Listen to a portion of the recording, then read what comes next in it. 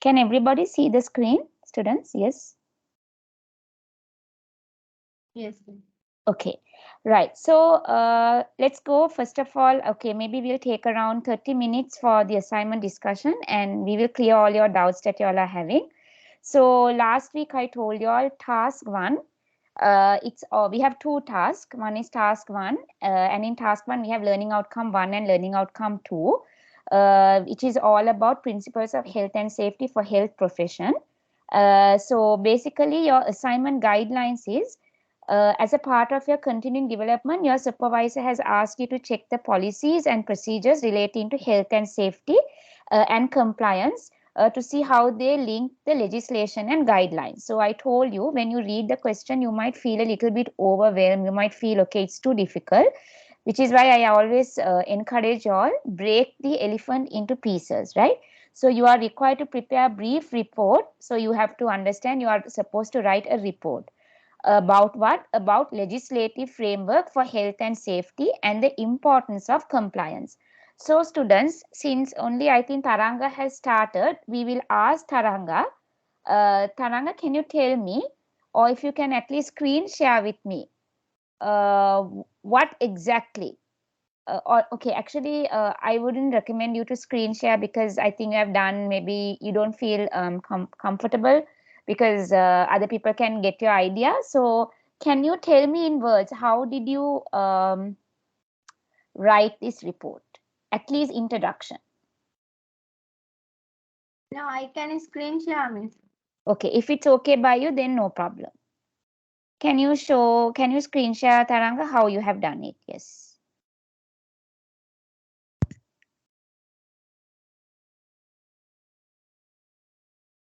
What about the guys, Pubudu?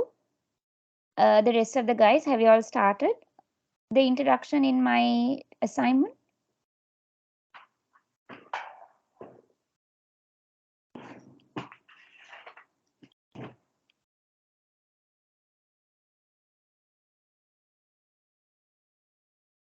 Taranga, are you screen sharing? I cannot see anything. Yes, miss. Wait. Hold on, okay.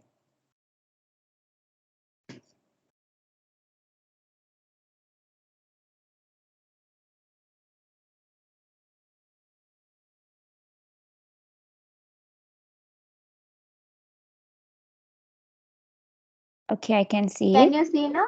Yes, yes, I can see Taranga. Can you show me the introduction? Mm-hmm, mm-hmm.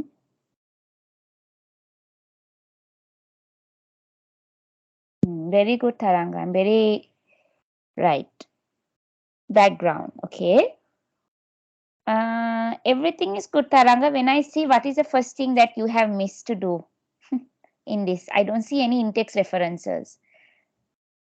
What, miss? I don't see any in-text reference.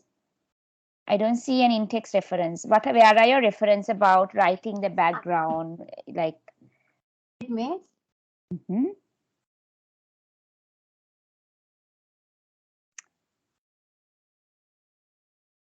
Okay, Taranga, this is your in-text references. Where is your in-text reference? In-text, like in-text. Yeah, everything we have to put the intake. Yes, yes, you have to. You can now scroll up. I will tell you. Scroll up. Can you scroll up? I will tell you your mistake here.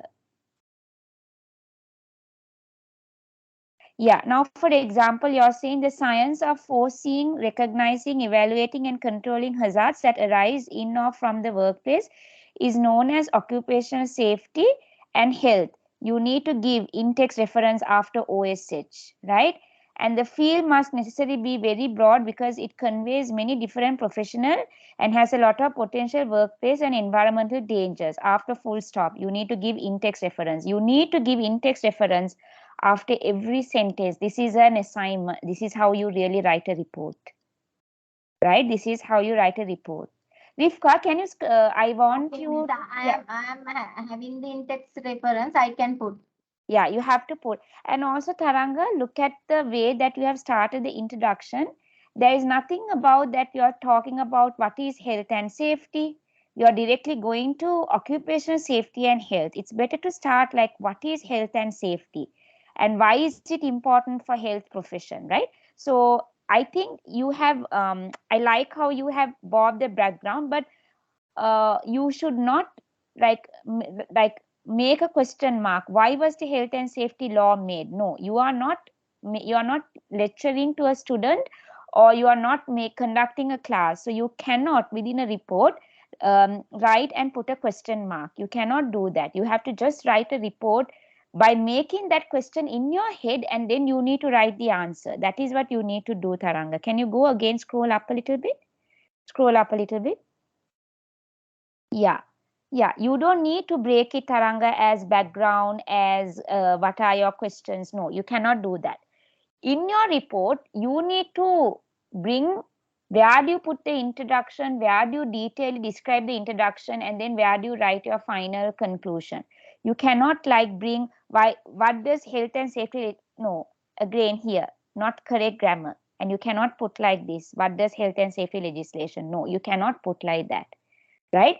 Taranga, do you understand your yeah, you understand your mistakes now. But I appreciate that you are the only one who has so far put the effort to write a report. That is why I told you last week. I understand you all are having a lot of deadlines and a lot of submissions coming up. But that's why I said if you had just a little bit time to write an introduction and show me, then I could give your feedback. Rifka, I encourage you at least next week if you could come on your laptop so I could see your report, how you're writing an introduction, right? Anybody else? Right. Metti or Pubudu, Shehara, do you all feel like you all can share with me your introduction so I can give you all some feedback? Like only when I give your feedback, like I can let you all know, how you all can improve it. So, No, madam, I couldn't to stay. okay, no problem. So since only Tharanga has done, I will just help you all to understand. At least take a pencil and a book or a pen and a paper and just write it down how I'm trying to get you all. Okay, even if you all are not watching the recording again, at least note it down on what I'm trying to say now. Okay, so I'll go again with task 1. First of all, what you all need to do is they are saying, explain the legislative framework for health and safety in health and social care settings. So, in your introduction, explain what is legislative framework for health and safety. Write around 2 to 3 sentences, and after you write 2 to 3 sentences, Excuse me. yes, We have to write the heading or not? heading or not. Let me go through the bottom part. You just need to only write this heading, Tharanga.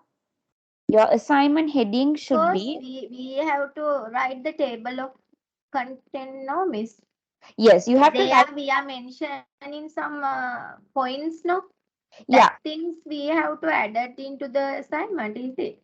you can add it in the table of content, maybe about legislative framework for health and safety, or you can add it in the table of content. But when you are writing a report, you can just directly write task 1 of 2, and we already know which task question that is, you understand. So you don't need to like write the question and put all that. No, it's not needed. If you just write task 1 of 2, and then in that report you can maybe write introduction, you can put as a heading, and you can write everything that comes under introduction. Can you understand? If you want to. But usually in a report we don't really separate as introduction, body, conclusion. No, that's why I want to like show you all, like if you have, you need to, so I my Word document is really not working, I'm sorry. Like if you have like introduction, you can talk about what are the points that you all can talk about. You all can talk about legislation, right? You can talk about that. Then you can go to your body. But you talk about body. But I'm telling you, you all don't need to put introduction body in your report. But you need to make it in your mind. Okay, I have an introduction, I have a body, and I have a conclusion. So right now, what I'm trying to explain to you is what are the things that you need to write under introduction. You don't need to write the whole question. just write task 1, and then in your head you will go on to your introduction, and in the introduction try to explain what is legislative framework for health and safety, right? That is all you need to do. And then you can write, why do you need to have compliance? Again, you can write that in your introduction. But after every sentence, you need to paraphrase it, and after paraphrasing it, you need to you need to give reference, in-text and in-text. Okay, so for example, like last time also, do you all want to do it again? How we do in-text, in-text reference? I think we did a lot of. Is it clear for you all, or do you all want to go Yes. again, students? So for example, let's say that health and safety, I'll just give you all to recall one more time. Health and safety, let's say this is, I have to find a journal now.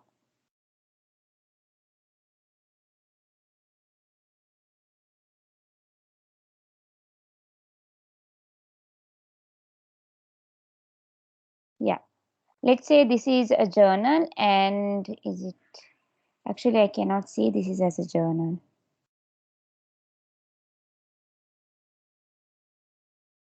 Okay. Okay, I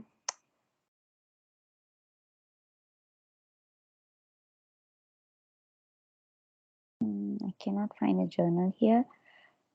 Let's see. Another thing that you all can use is Google Scholar. If you all want to go to Google Scholar, you can go to Google Scholar also like this, and you can search whatever you all want. Say health and health and you cannot see the screen, students? Yes, can't see. Okay, give me a second. I will screen share again. Can you all see now? Yes. Tarana, can you see Yes, now? yes, now. Okay, so you can go to say let's say like this, for example.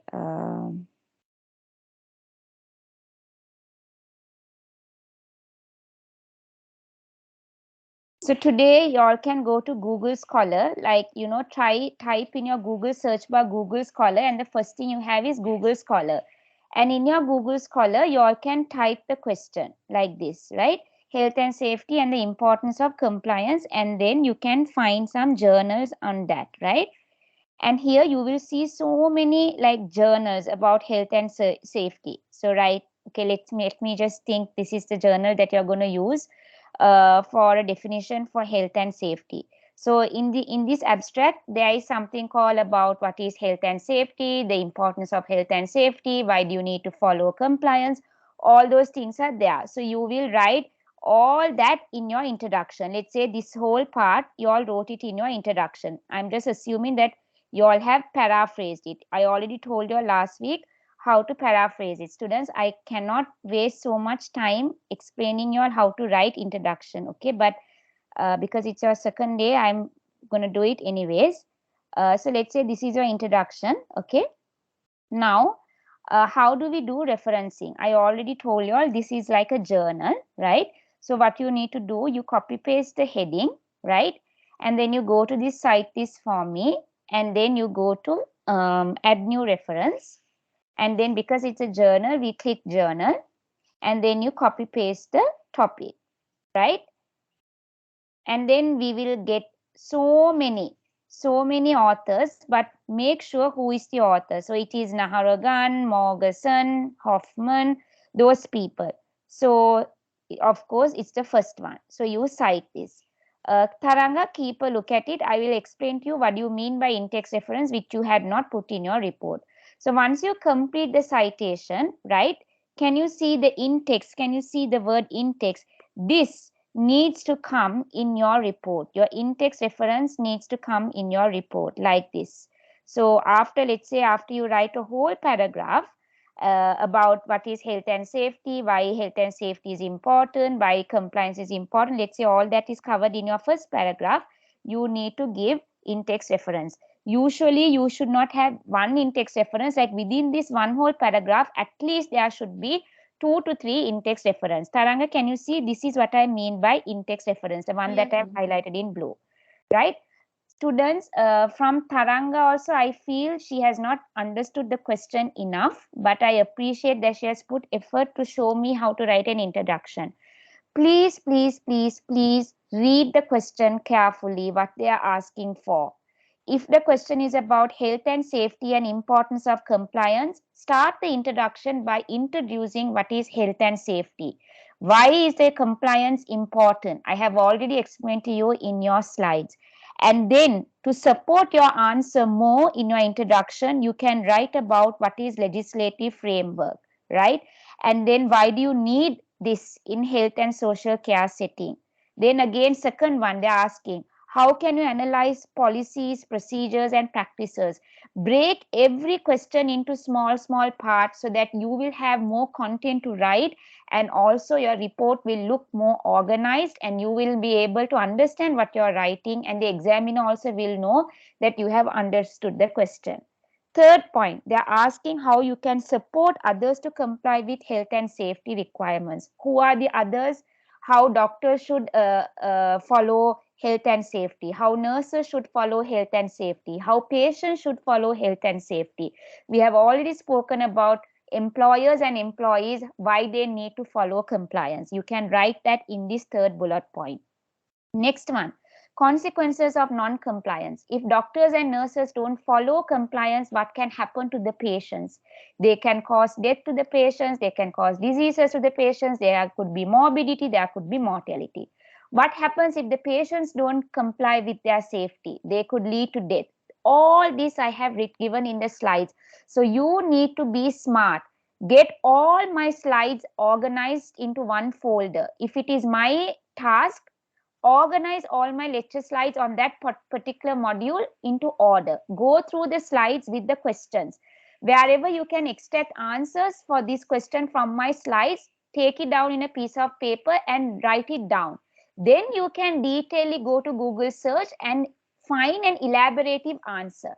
After you find the elaborative answer, try to go to the Quillbolt and paraphrase it. After paraphrasing it, do the in-text reference by cite this for me. Is that understood?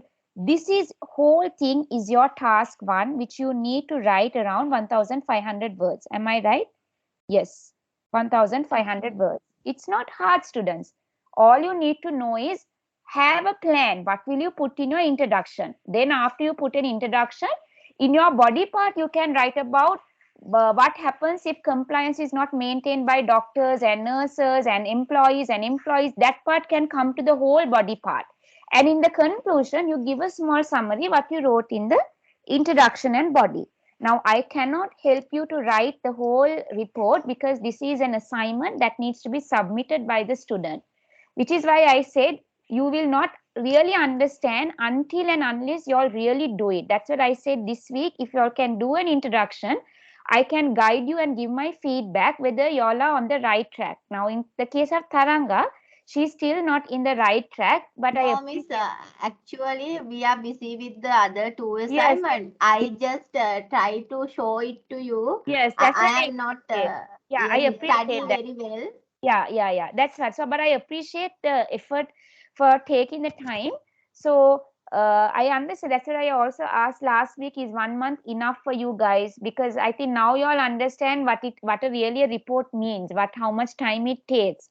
So actually we were discussing this day before yesterday, whether to give you all more time with regarding to the 7th deadline, which I really do not know because this is Miss Ganguly and Miss Sharmila's Chammi's assignment. So I think Mr. Rishad and those two respective lecturers might get back to you all with regarding whether they are going to extend or not, which I honestly do not know. But my one is 28th, I think, September. So hopefully you all will not get bogged down. Every day, I know you all are all working, including me. I'm also working all 5 days, and I know how much it can be overwhelming with work. But the easy way is, at least if you can give 30 minutes a day just to finish it, you can see how much you can cover up a lot. 30 minutes, that's all. If you can just find. Students, we have all gone through with sleepless nights. I remember for my assignments, literally there are days without sleeping, I have gone to submit assignments in university. That's how stressful it is. So I understand, but remember, you all are going to finish the course in 6 months time. I think by November you will be done with this. So try to like hold on to the bullet. And I know deadlines are very stressful. I know, I have been there as a student, right? Even now I have deadlines to meet. So anytime, if you all, what I feel is, if you all want help from me, do the task and send me a picture, screenshot, then I can guide you where you all can do better. Everybody understand now how to do referencing through a journal? This site, do you all know how to do referencing? Yes or no? How to paraphrase? Is this part okay for you all? Like paraphrasing and referencing, is that part okay for you all? Any issues on that? Yes, who is that? Any questions?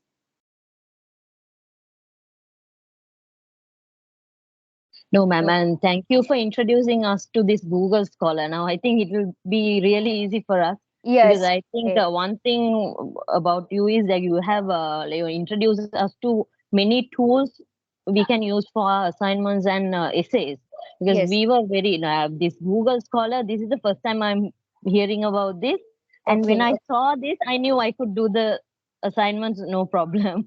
All Yes. this time we were because when we go to Google and when we try to search, it's very hard to Yes. filter and get what we need. And Yes. this is very easy, but this Yes. is very helpful for us. I'm happy, Rifka. Like that, students, y'all can ask, no problem. I'm always here. But the thing is, I am reminded that y'all are level 4 diploma, which is why I thought, I don't know how much I should give y'all information. But this Google Scholar, I think it will help you. So I just thought, okay, I'll introduce that to y'all today. So yes, Google Scholar is good. I think Lahiru has sent me a report.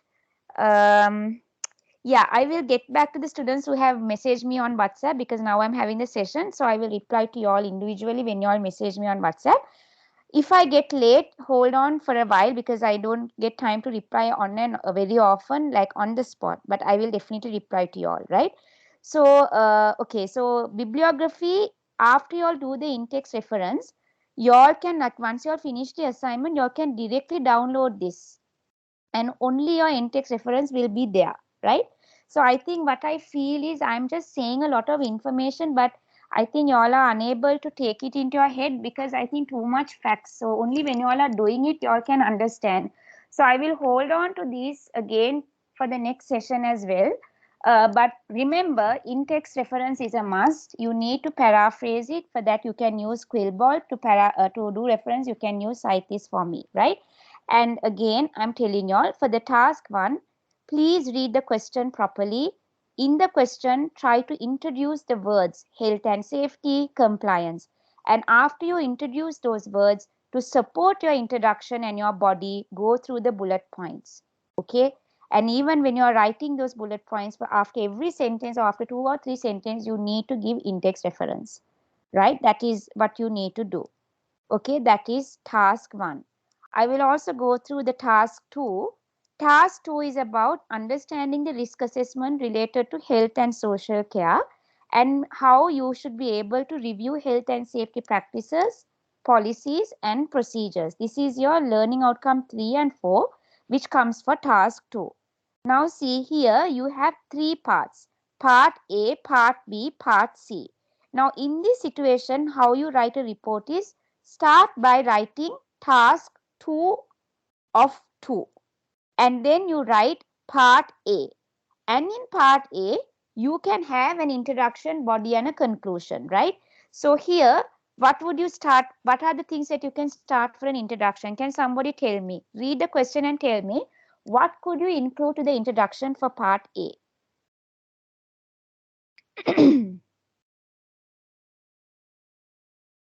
Let's try to get the answers, because students, you all need to answer, because only when you all answer, you are going to use your head what to write in the report.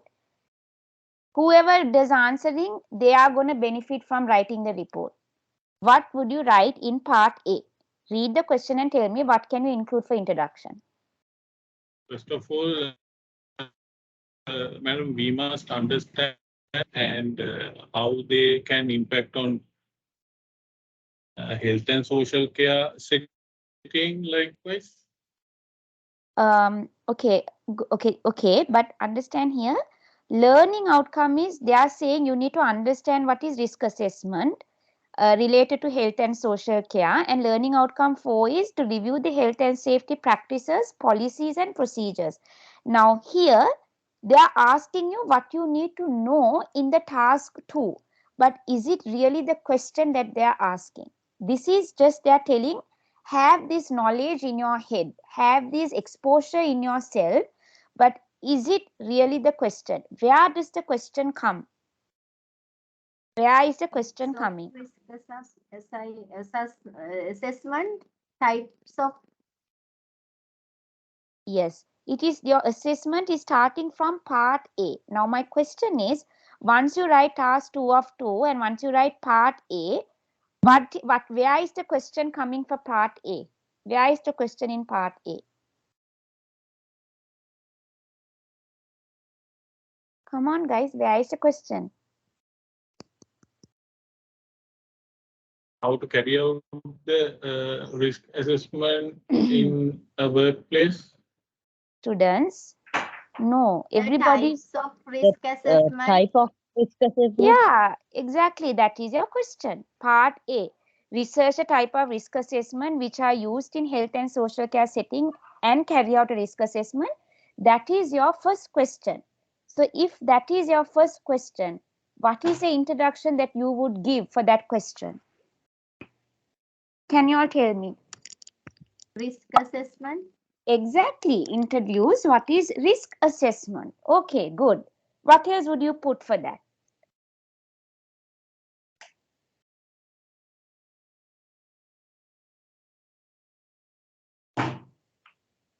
Good, Taranga. Yes. Introduce what is risk assessment. What else can you put?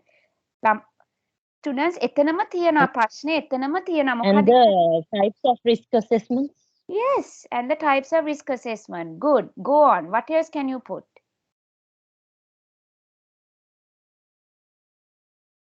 Come on, think. Which are the things used in the health and social care? Yes. Okay. Right. Now see මට දැන් තේරුණා ඔයගලන්ට ප්‍රශ්නයක් කියවලා තේරුම් ගන්න බැහැ. හරි? That is the main problem you all are having. You all can't read a question and understand, and you all don't know what you all need to put for the answer, right? This is what I feel you all need to first of all thorough yourself. Okay, let me go through it again. This is your task 2 out of 2. These are your learning outcomes 3 and 4.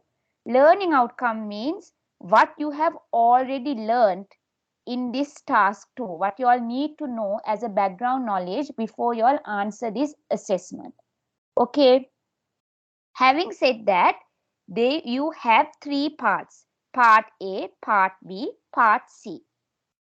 Part A, they are asking you, research the type of risk assessment which are used in health and social care setting and carry out a risk assessment. Now, this is actually a question. Even though you don't see a question mark, this is actually a question. Now, when you write a report for this part A, read the question and you need to tell yourself, okay, how will I break this question to write an answer? You can talk about what is a risk assessment. Then you can talk about what are the risk assessment that you find in health and social care. Next one is, how do you carry out a risk assessment in health and social care? Can you see, students, you have to use your head to make the question more within that question. Only then you can write an answer. Do you get what I'm saying? I feel all of y'all are struggling to read the question and understand, and then within that question, how you will make your own questions to write a report. මේක තමා ඔක්කොමලා දැන් all of y'all are struggling. දැන් පැහැදිලිද මම කියපු දේ? Part A, what you all need to do? You need to write about risk assessment. Then you need to write about what are the risk assessment in health and social care. Then you need to write about how you carry out a risk assessment. I think how to carry out a risk assessment, you remember we watched a video, it had 6 points and we had around 5 to 6 presentation slides about talking how to carry out a risk assessment. That is why I told you, first of all, organize the slides properly for that particular topic, then read the question, And after reading the question, make your own questions as to what you can write for that particular question. This is how you do introduction. And I told you, to your body, you will elaborate more on what you write in the introduction. Is this clear, students? Please ask if you all don't understand. Any questions for part A?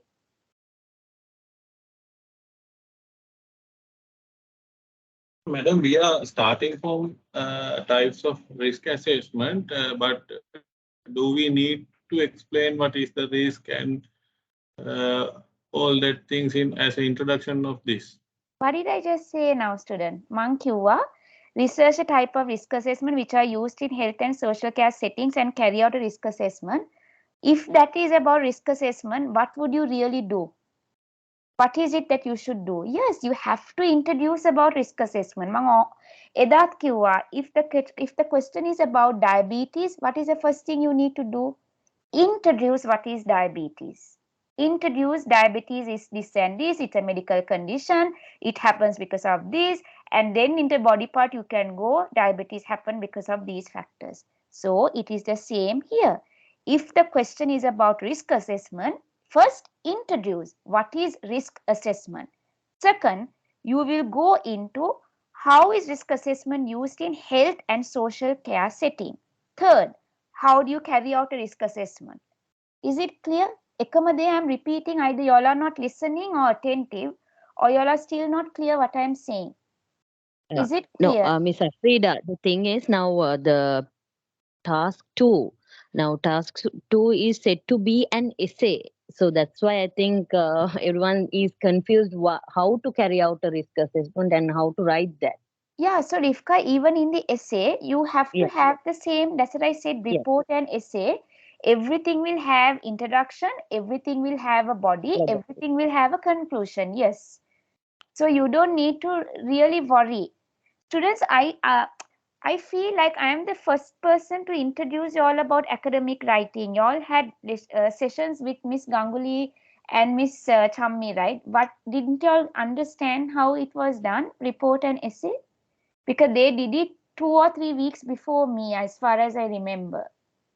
So I just want to know what I'm saying. Is it different from them? If so, let me know. Is it different from what they told you all or not? Or is it the same thing but you all have forgotten or wasn't clear? What is it? Because if this is a problem, we need to talk to the management and we need to find a solution for this. Because I feel you all are very lost. They didn't explain in details, miss. Only you explain it in details. I can Yes, see another that. thing, they did not, give us a lot of tools. Like now you said Google Scholar, and then the paraphrasing. A lot of things. This is the first time we were introduced to those. Mm.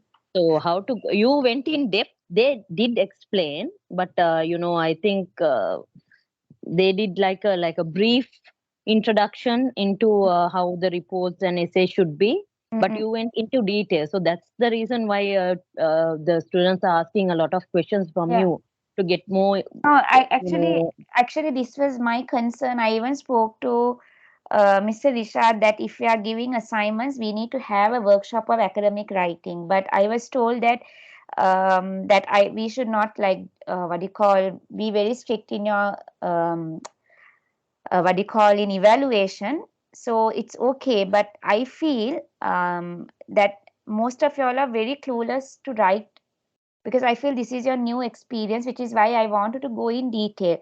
But are these tools that I introduce y'all, is it confusing y'all by any chance, or is it helpful? I mean, if y'all feel those tools are it's confusing, helpful, man.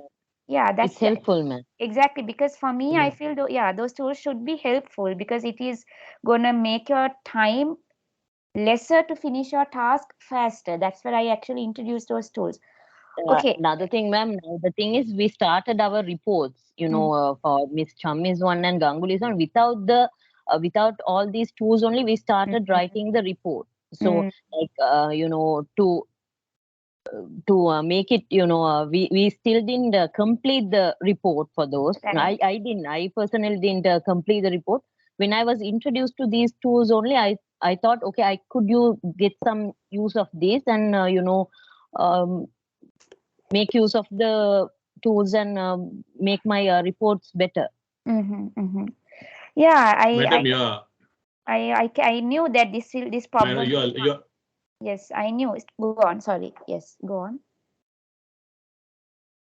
Your lecture and your explanation is very helpful. That's why we are asking a lot of things No, from no, you, no, and no, your no goals No, very helpful. I am not. I am actually a bit upset that I feel like I am the first one to be more detailed. I wish the others also explain, because then you won't be struggling like this. I can Yeah, feel this is the yeah. concern I had from the start, because I know as a student what I faced, which is why I didn't want you all to go through it, right? And I feel now you all are struggling with the okay. So I honestly don't know how I can help you with the other two assignments. I think this you will need to take it up with them, because I'm sorry I cannot help you with their topics and assessment. But yes, with my one, I will try as much as possible to help you all. Right. So what I can Thank do you. now is I will send you all my email address, right? Send me all of your drafts and I will give your feedback. That's what I can do. So we have 10 people in the forum, I guess. So first thing I will tell you all is, okay, let's go with task one. Okay, hold on to the, okay. Task one, everybody, do you all understand what you all need to do about legislation? These are learning outcome 1 and learning outcome 2 is what you need to know as a background knowledge, right? But your question starts from here. This is your question. Supervisor has asked you. This is where your question starts.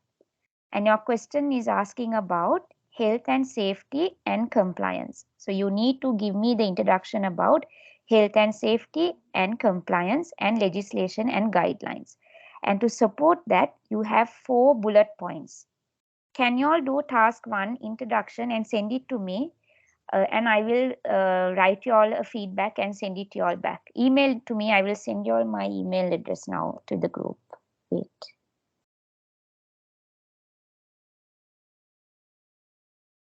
Okay, miss. Yeah, I'll drop an email now.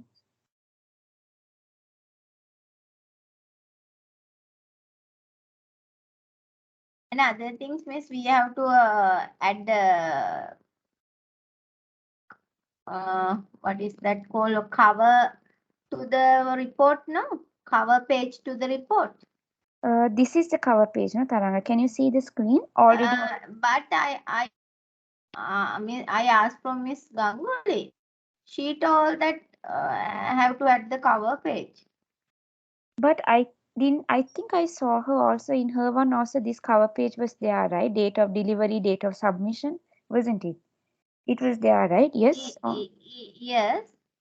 No, I'm asking that assignment cover page. Assignment cover page. No, that is that again. Head that the Miss Ganguly told that need the cover page. I don't know. I will ask from her again. Yes, students, anything regarding Miss Ganguly and Chammi, just ask them, because I honestly, even I'm getting confused now. So, And yeah. in your report, no need to add, no? That is cover page, no? Yes, that is my cover page. So, yeah, okay, students, leave the task 2 for now. We have time till 28. Okay, only your thing that you all need to do is, yes, just do the, where is that thing now? Where is my report? Hold on.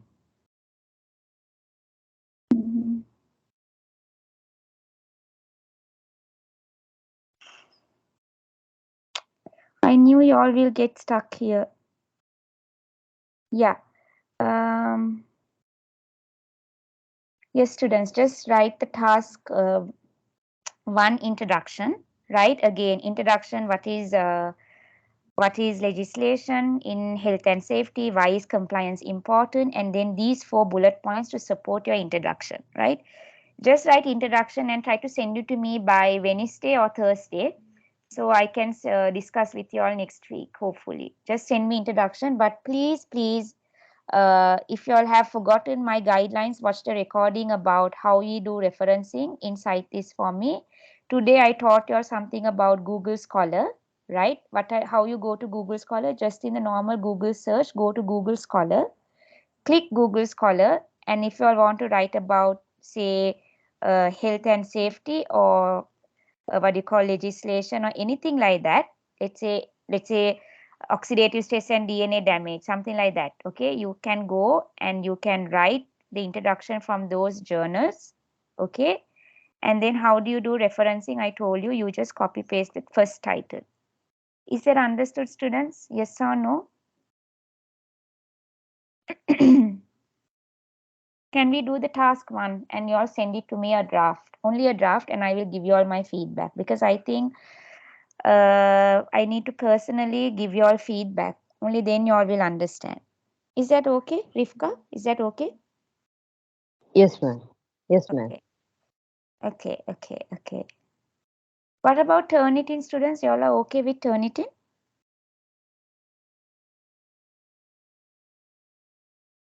Or is that also confusing?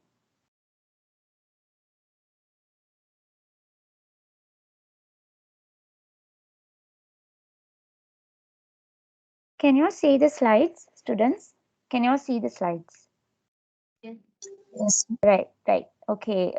So now we have learnt about referencing. We learnt about transition words. We learnt about, yeah. Any questions about referencing that you all have?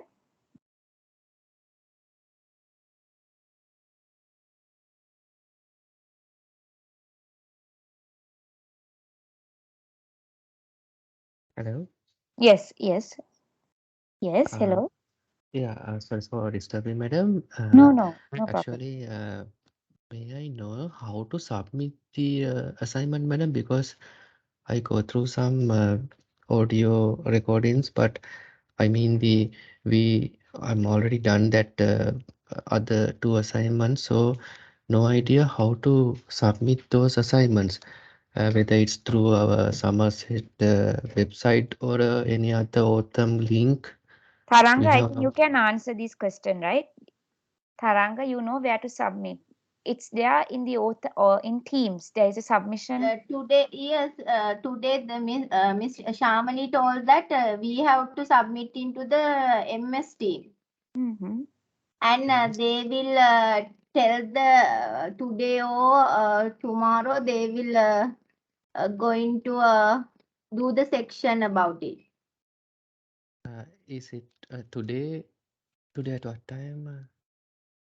Taranga, can you help? Morning section. Morning 12 to 2 section. That Miss Shamali, Miss Shamali's session. yeah, Okay. she told that kind of things because I asked about it.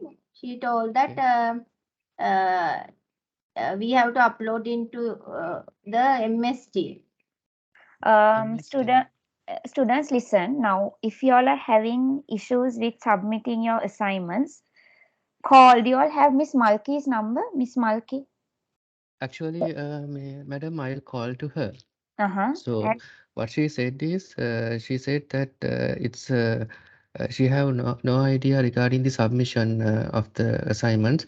She asked to get details from the lecturers. So So I that's think why. you, in your situation, I think if this is for the submission of the 7th September, right? Yeah, that is the Yeah, one. yeah, yeah.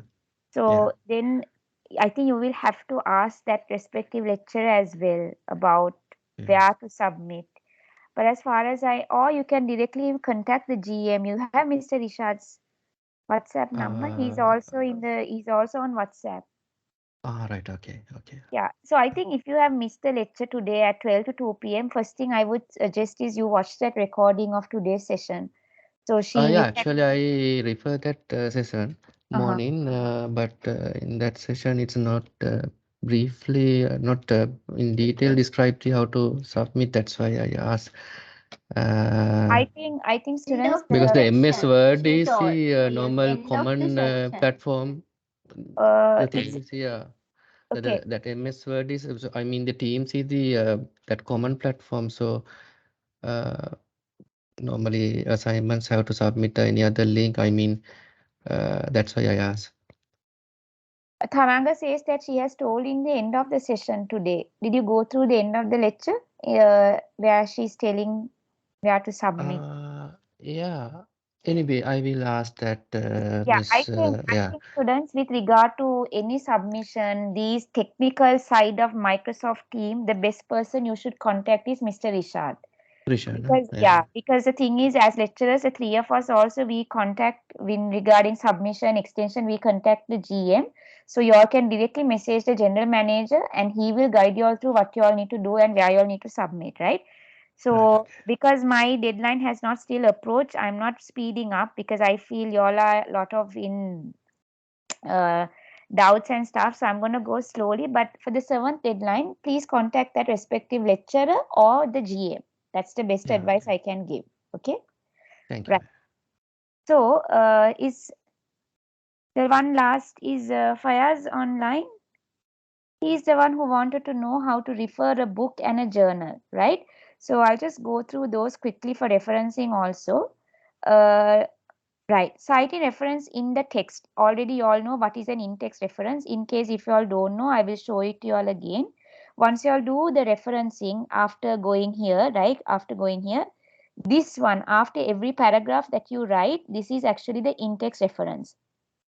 And your in-text reference is also called your bibliography. This is your in-text reference. This comes usually at the end of everything, like a collection of your document, right? That is your in-text reference.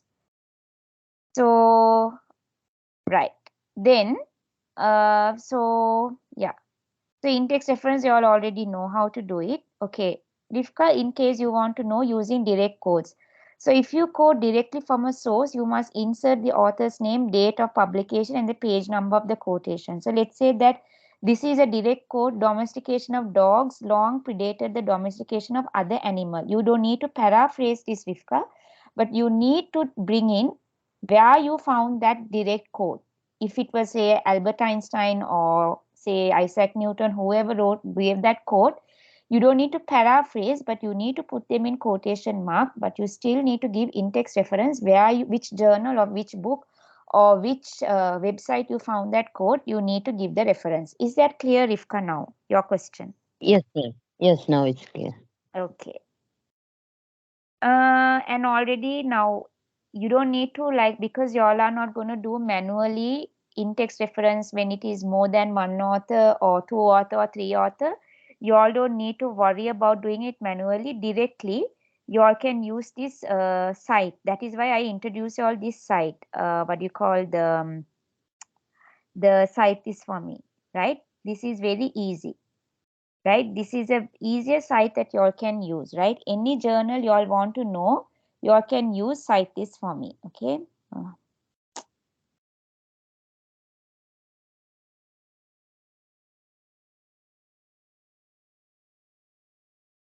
Right, if you want to add a reference, I told you, you can do it for a website, you can do it for a journal, you can do it for a book. Okay, you all already know. If you all cannot remember, please watch the recording of last week. Everything I'm showing it step by step. Okay, right. Then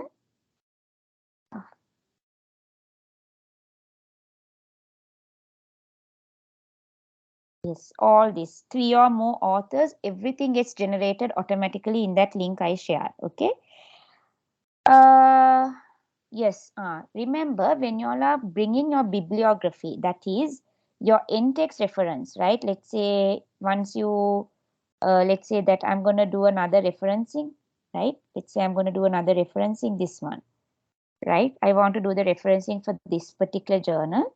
I copy paste the topic, right? And then I go, because this is a journal, I will go and copy paste it here, right? And then I will search and make sure where this is. Okay, this is actually no author here, right? But it's, yeah, Ashok Agrawal and Tamer M. Said.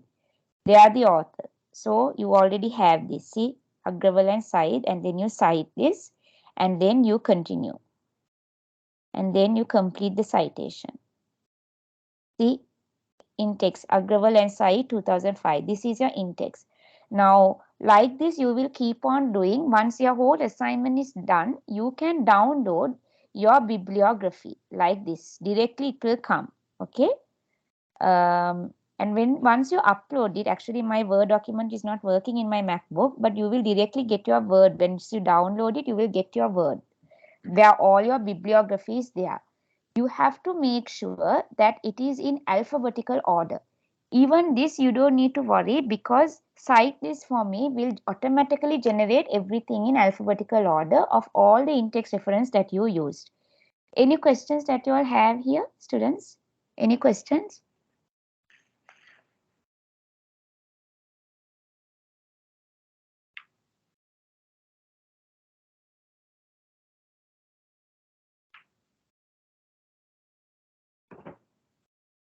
Okay. Printed book. So most of you all are now going to go to the library for this assessment, I'm assuming. But if you go to a library and if you say you found some detail, this is how you need to do a referencing for a book. You need to give the author, when was the year published, title of the book. If edition is there, you need to put that, place of publication and name of publisher, all that you need to include. Okay. So for example, this is how you do. This is how you do for a book. So you can, I have already uploaded all these slides. So if you all are having any issues with referencing and if you want to double check, you all can go through this. Okay. And again, printed journals again, right? Even this one, if you are doing it, all of you all are going to use online.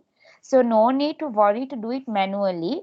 But once you all do from Cite This For Me, please try to double check with the example given. Is that one generated in the Cite This For Me is accurate?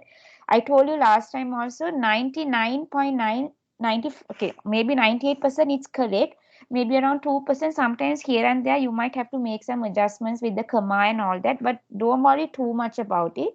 If you have time, you can double check with the example that is given on the screen. If not, it's okay, right? And e-journal is what we always use. These are all e-journals because these are journals that is coming online, right? So all that, when you do it from Cite This For Me, automatically the in-text and the in-text gets generated, so you all don't need to worry. Okay. Again, website, you can use again Cite This For Me for website, e-journal, everything. Now I just saw someone, I think Pooda, was it you that who sent to me on WhatsApp your assignment? Was it you? I don't know. Sorry, that I told that I joined this program lately. That's why we asked to submit some grace period for the submission. So you were the one who sent to me on WhatsApp, right? You were the one who sent to me on WhatsApp now, right? Okay. So I will send. who was the one who sent me on WhatsApp? Because I don't have the name.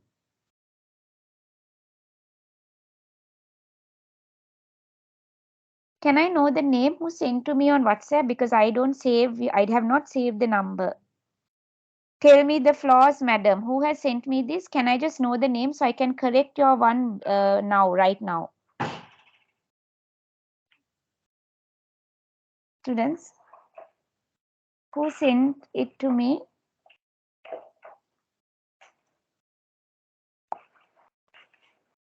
Okay, whoever doesn't want to own up the name, I will tell you a mistake. In text reference, you have written as access to access for December 2020. No, you should not put access date as an in-text reference. This is wrong, right? This particular thing, it all will come. This whole thing comes as a bibliography. You will not put access to June 2006 in your in-text reference. So please correct that mistake. Okay, right. And I also told you about what is a conclusion. You need to write a conclusion is basically a summary of what you wrote in your introduction and in your body. That is a conclusion, right? So that also you need to know, right? Yep. Any questions with referencing?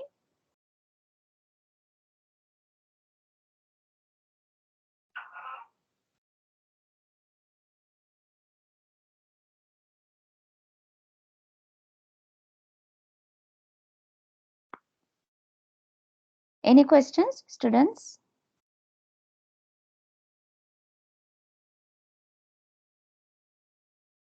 Rivka is citing journals, online journals and online books. Do you have any problems when you use cite this for me? Did you all have any issues? No, ma'am. Okay. Okay. So I think already you all know what you all need to do for next week.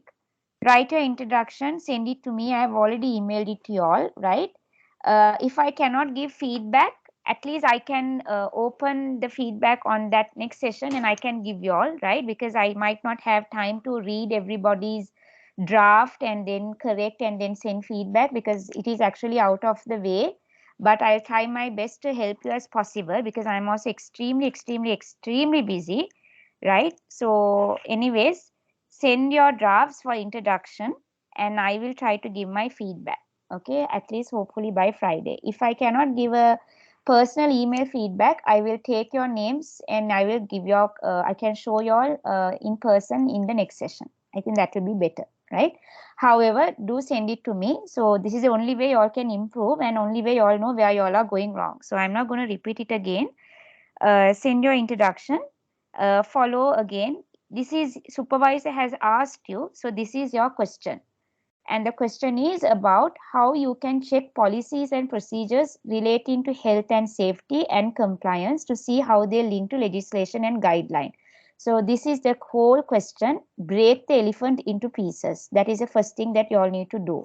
So within the questions, you need to write an introduction about what is policies, what is procedure relating to health and safety, why do you need to have compliance, all that introduce these words. What is health policy, what is health and safety, what is compliance, and after giving introduction, use these 4 bullet points to further elaborate your introduction. Like how can you explain the legislative framework for health and safety in health and social care setting? Then how can you analyze policies, procedures and practices for health and safety? Then you need to explain how you can support others to comply with health and safety requirement, right? And then the fourth point is what are the consequences of non-compliance with health and safety requirement. So the best thing is if you all are describing what is compliance, it's easy for you all to already describe what is non-compliance, right? So students, these assignments are really not hard. What I really feel from all of you all is still you all don't understand what is the question, and in that question how you all can break that question into certain parts. This is what I feel all of you all are lacking, because if you all understood the question you wouldn't be struggling so much, right? So can somebody tell me again what is the introduction that you all will put, just to see if you all have understood what I said. If this is your task 1 introduction, can somebody tell me what would you all include? Let's see how would you do it.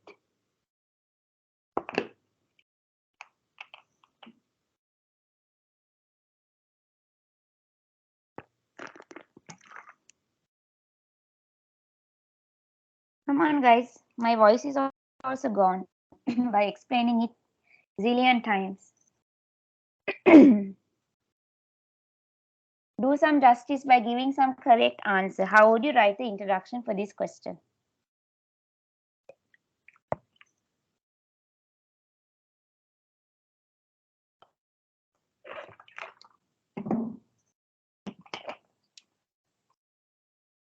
Pubudu, can you give me an answer?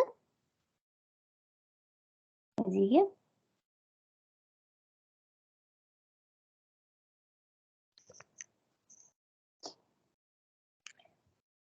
Rivka, I'm sorry, I will pick you. At least if you have understood, I'll be happy. How would you write the introduction, Rivka, here for this task? Let's just take 10 For minutes. the Task 1. Can you see the screen? Can you task see? 1, yes. Yes. Yes. I will explain what is a legislative framework. Thank you so much. Good. And Yes, and then yes, after that I will write how it is, how legislative framework is connected to health and safety. excellent. Well done. Yes, After that. health and safety, and legislation in health and safety, that part, and compliance adhering to the laws and regulations. Marvelous. Perfect. Very, very, very, very well done. Thank you. Understood. Well done. I feel you have understood. Okay, that will be your introduction where that shows you have understood the question and you are now taking the opportunity to introduce the question like part by part. Very good. After that, Rifka, what would you do? How would you support those? How would you add to your introduction furthermore? What are the points you would add?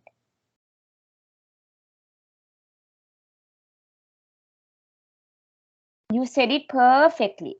Very well explained what you are going to write in your introduction. You said you are going to write about what is legislative framework, then how legislative framework is connected to health and safety. Then you are going to explain how compliance is going to adhere to legislative in health and safety. Very good. After that, what would you do, Rifka? How would you support further your answer in your introduction and in your body? Can you tell me?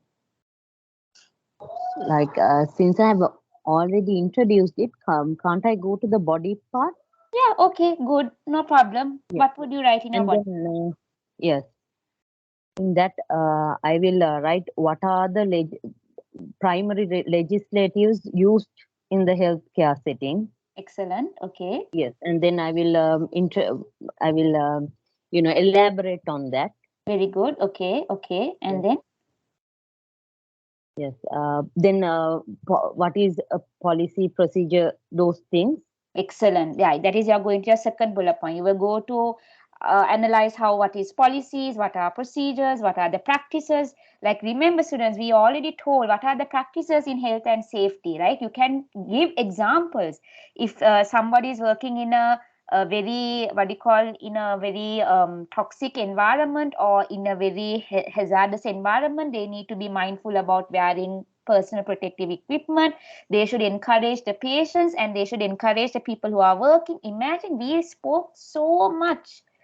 Everything that I discussed is there in my slides. Everything directly, their answers are there, right?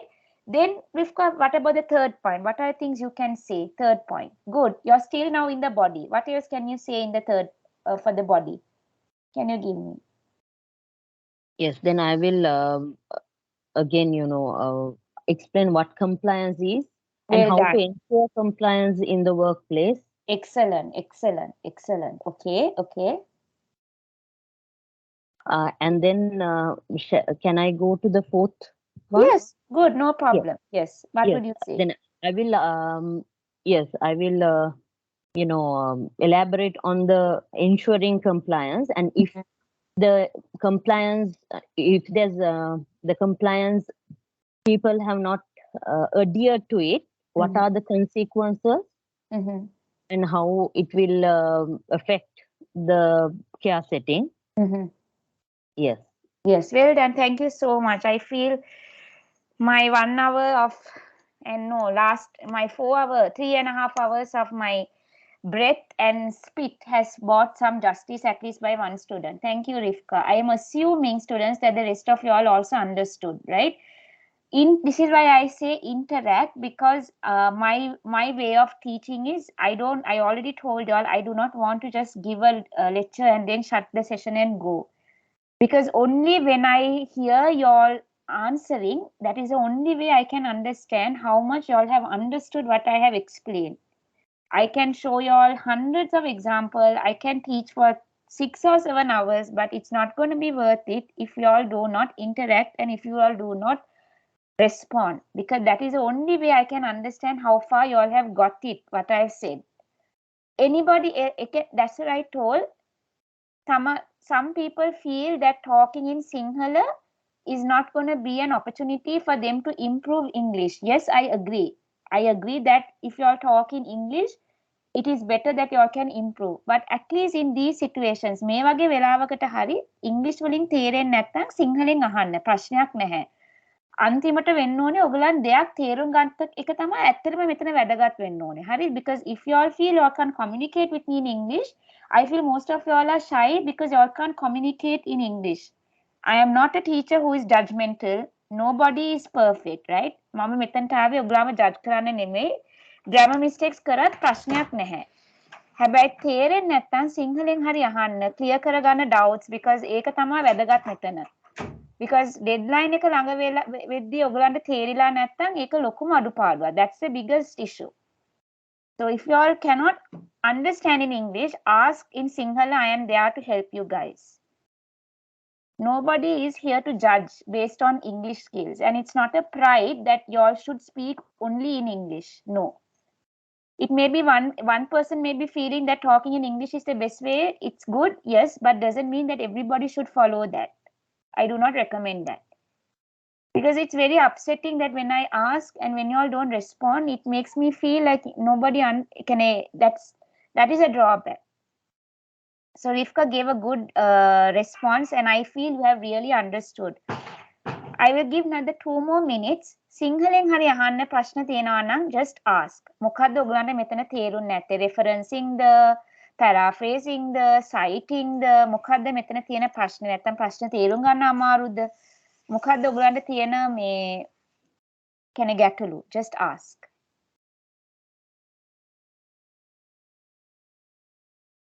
Nobody is judging. We don't even know the looks of other people. So you all can just ask. Anybody has any issues?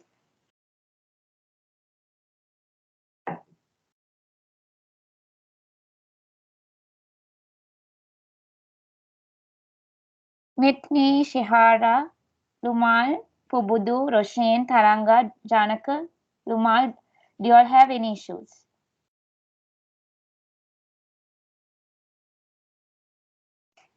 After this session, if you all are gonna ask me questions based on what I have delivered, sometimes, sorry to say, I will not respond. I'm not a tough lecturer, but I will be reasonable, right? Because I'm giving you all the opportunity now to ask questions, and if you all send me WhatsApp message again asking questions which I have already answered in this session, I'm sorry to say, students, I will not respond, right? I can be tough. Maybe today is the first time I'm being tough with you all, and I'm being tough also for a good reason. Right, I will be reasonable. If your questions are going to be on WhatsApp based on what I already told, I might not respond. You might just see the blue tick, that's all. I'm like that. I'm very kind, I'm very reasonable, but I'm also tough. Today is my tough time. Yes, I will go through your introduction in task 1. And in that also, if I feel some of you all have not still understood, I might be a little bit hard in my comments. Don't get offended. This is to train you all, because I know most of you all wouldn't have had the exposure experience like I had. So I understand, I'm reasonable, but if the questions are going to be based on what I've already told you all today and last week, sometimes I might not respond. This is my way, okay? Because I know other lecturers didn't put this much of time and effort, and I am doing because I know what a struggle it is to write assignments. I was someone who had literally cried wanting to give up university because that's how hard assignments for me was. But I learned it on my way. It was never an easy thing for me, but I learned it, and I am a lecturer. I will not want other people to suffer the way I suffered. This is not the mentality I have. Okay. So I'm assuming that everybody else understood. You all can still ask me questions. Don't feel scared. You all can message me on WhatsApp, no problem. But only thing is, I will read the question and I will feel if this question is something that I already taught, I might not respond. This is me. Okay? Right. Okay, so I think let's start the session today. We have around, I think, half an hour more to go. So only today is task 1 of 2, right? Anything that you all have with regarding to Miss Chammi or Miss Ganguly, don't ask me, ask those respective lecturers, and also contact the GM, right? You all need to do that. Anything regarding my assessment, you all can WhatsApp to me, but make sure that you all watch the recording, understand everything that I've already taught. And if still those questions have not been answered in my sessions, yes, I will respond, right? So the homework that you all have is do the task for this 4 guidelines. Now already Rivka has already summarized very well. Whatever I want to say, she has already said it really beautifully, very well. Listen to that, and I will go through your task when you all email it to me. Okay, right. Let's start the session.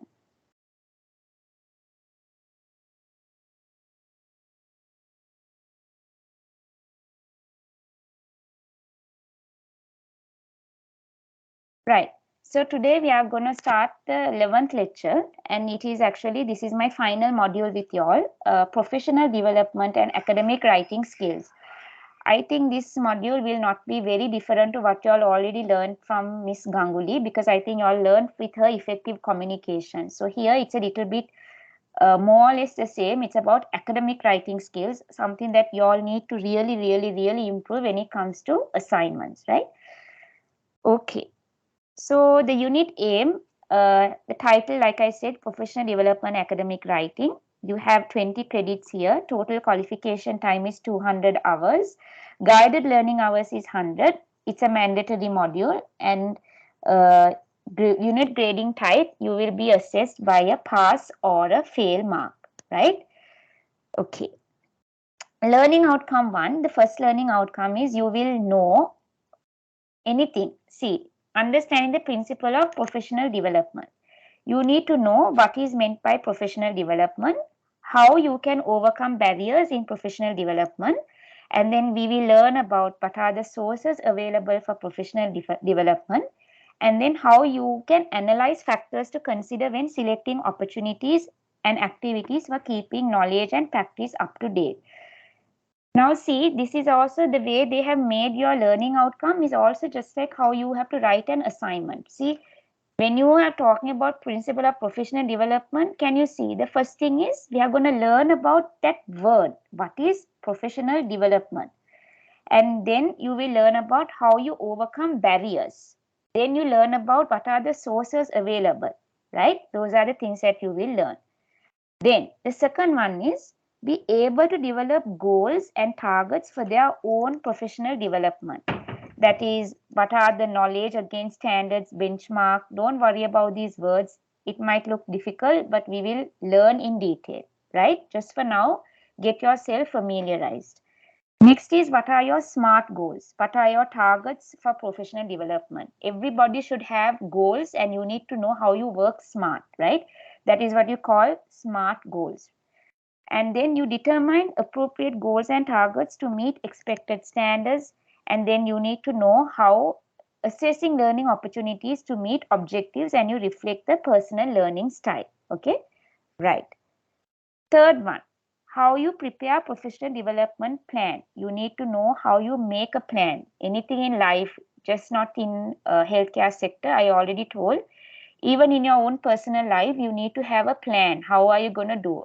Like, not always nothing works as a plan, but just like an assignment that you are given, you need to have a plan. Plan means have a sketch. You need to have an introduction, you need to have a body, you need to have a conclusion. Plan what are you going to put in your introduction. Plan in your body how you will describe what you wrote in your introduction. This is what I mean by a plan. Okay, so it's the same thing in professional development. For example, let's say somebody is abusive physically or mentally.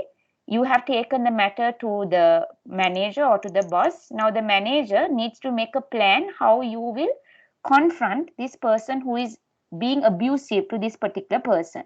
That is a plan, right?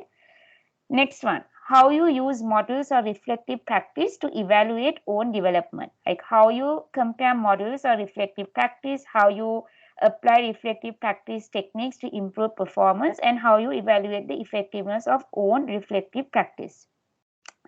Then the next one is how you apply appropriate academic conventions in written communication. So because this module is about academic writing, it is a little bit different from oral or verbal communication, right? Like when you do verbal communication, I already told you, even if you have a difficult person, you don't use bad words, right? You don't use slang language, but you use a voice maybe a little bit stern. So today, basically, I got a little bit disappointed with many of you, right? So you can see my voice is a bit changed compared to my previous sessions. It's not that I have anything against any one of y'all, no. It's a little bit because I'm a bit upset, right? It's normal. But I didn't use bad words for any of y'all. I didn't insult any one of y'all. I didn't put any one of y'all down. I just only said a general comment, right? This is a way to deal students or your company people professionally. It is about professional communication. So likewise, you have written communication. So for example, when you write an email, you need to be professional. First is you have to give that addressing professionally. You need to have respect, you need to be polite. And then once you write it, you need to conclude with something like thank you, kind regards, so, and then you give your name. This is writing. So writing and verbal, they are different way of communicating, but you need to know both should be polite and also should be respectful when it comes to healthcare sector. Okay. Last one is how you apply appropriate academic conventions in written communication. So you need to explain what is academic writing. So what you all are doing now is academic writing. Writing a report, writing an essay in terms of your assignments, assessment, it is academic writing. So what are the features you all saw in academic writing? How you all do paraphrasing? How do you all do referencing? How do you all do bibliography? How do you all, plan your reports, essay, introduction, body, and your conclusion, right? And then you have to have your techniques. Like remember, I used linking words, right? There are for, hence, as a result. You need to have techniques, right? Okay. Okay, before I go, let me just see what do you mean by the word professional development? What is professional development, students? Can somebody tell me what is professional development? Easy. Please interact.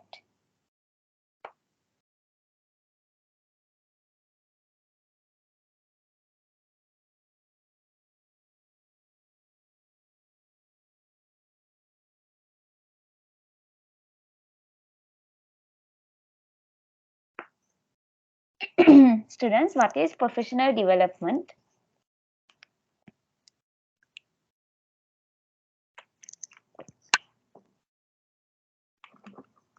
Yes. Yes, For example, yes, go on. learning new things, Learning new things. gaining more experience likewise. Those are more like skills that you can gain.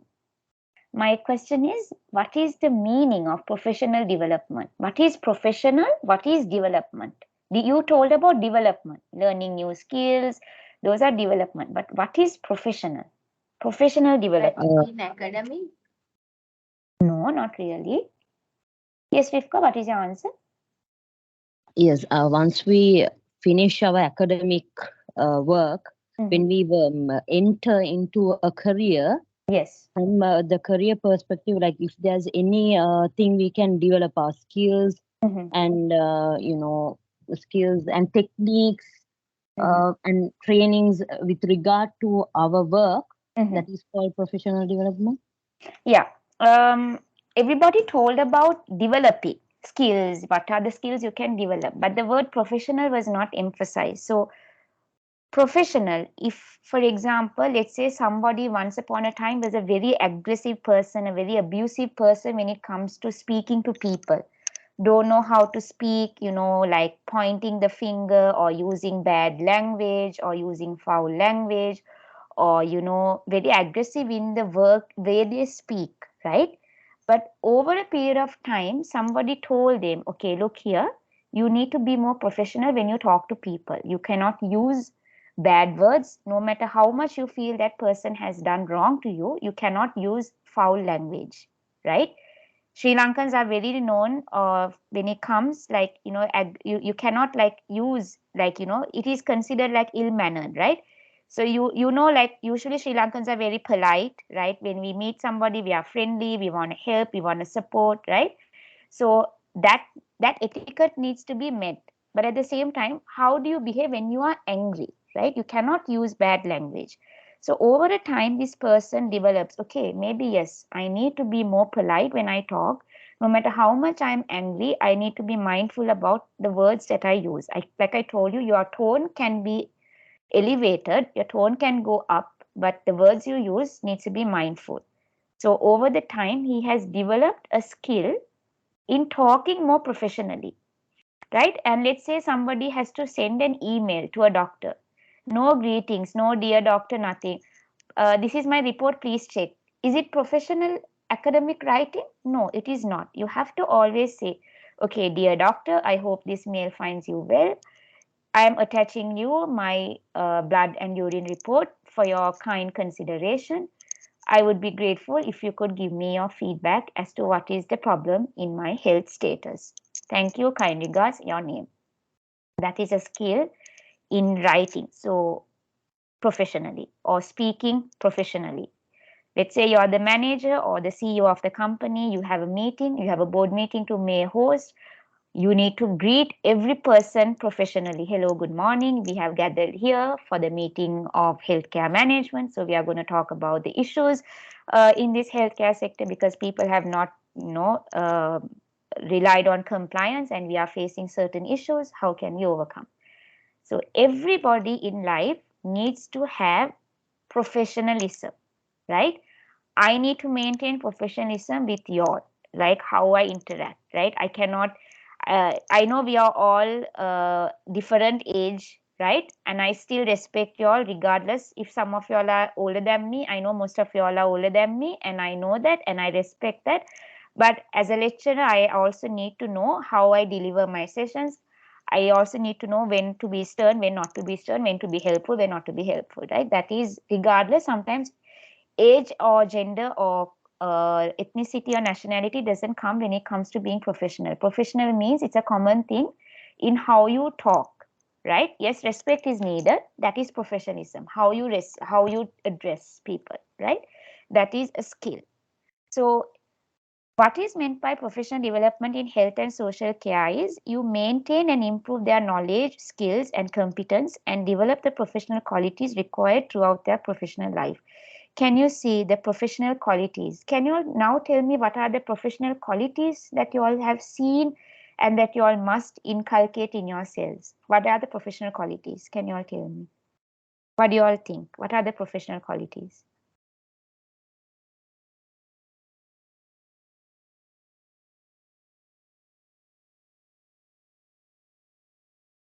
Anyone?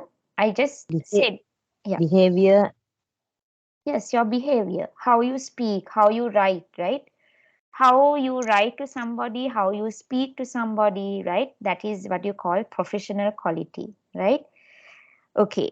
Like even for example, let's say there is a female teacher who is now teaching only the male students, regardless, even though she's in her 20s, 30s, 40s, and if she's teaching the teenagers, she needs to know how she professionally behaves with the boys, how she professionally behaves with the guy. It's the same way when a male teacher is teaching the female students, he needs to know how he professionally behaves with the female students. So this is what you call professional qualities, right? So next one, in health and social care sector, CPD stands for continuous professional development. I have not elaborated that word, but just try to keep in mind CPD is continuous professional development. Ensures that the staff have the skills, the knowledge they need to provide high quality care and carry out their role safely. I also told this in the beginning. When somebody has joined the company or the healthcare sector newly, we have to give them a training session.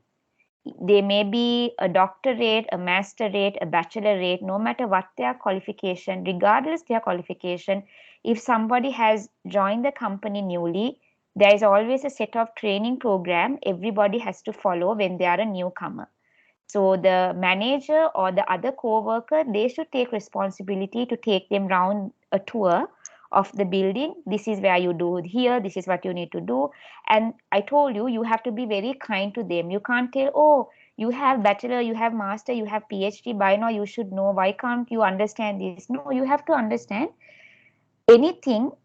Yes, there may be a fast learner to understand what you need to carry out. That's a different story. But it is your duty, regardless what background they are from, what high education status they are, it is the duty of the company and the co-workers to explain that this is what needs to be done on this particular day, on this particular hour, on this particular minute, right? It is the company's duty. So you need to give them the skills. Say, for example, they know everything about, say, about in surgery, they know everything about colonoscopy, they know everything about the machine, they know the theory wise, but they never got the opportunity to really work on those machines. So it is their duty to explain, okay, the equipment, the machine works like this. Explain to them step by step, okay? In addition, the purpose of professional development within the health and social care sector is to ensure the quality of care that the patient clients receive is of the highest standard. That is a main reason in terms of OTHM or in healthcare sector, why we have to inculcate, develop this professional development is, end of the day, our clients, our patients should be happy, they should feel safe, they should feel that they are getting the best service that the hospital or the healthcare sector could offer. Okay, this is the whole purpose.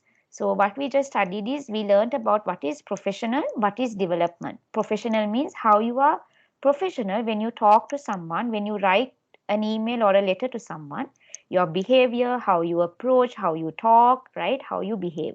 Basically, that is professional. And why we need is, we also need to make sure that you give these skills, that you give these knowledge to the people who are working with you, so that end of the day, your clients, your patients are happy and they feel safe, and that end of the day, that healthcare sector is actually functioning smoothly and efficiently. Okay, that is what we learned. Any questions up until now?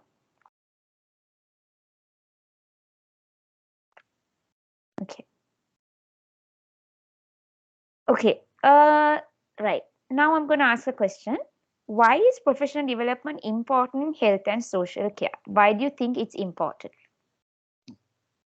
Can you all tell me, students, why is it important?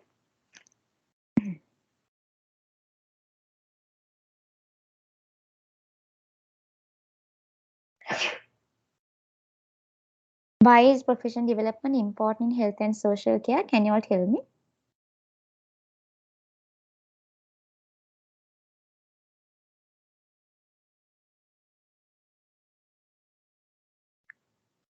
Why aren't the other students answering? Only Rifka and Taranga answers. Why aren't the other students answering? Is it microphone? Is it language barrier? Is it fearing of judgment? What is it? There should be a reason, right? Even my students, even the most weaker students I teach, they respond. You have to respond, you have to interact. And it's not fair that only Taranga and Rifka answers for the rest of the class. It's a simple question. Why is professional development important in health and social care? What do you think? Why is it important? Answer is on the screen. You can either give a extract from what you all read, or you can give me your own answer, what you all think. I'm not going to move to the next slide until someone answers first. This is the rule from today. I will not move to the next slide until I get a response. The reason why I'm doing this is the only way your critical thinking will improve. You need this skill when you all are writing assessment.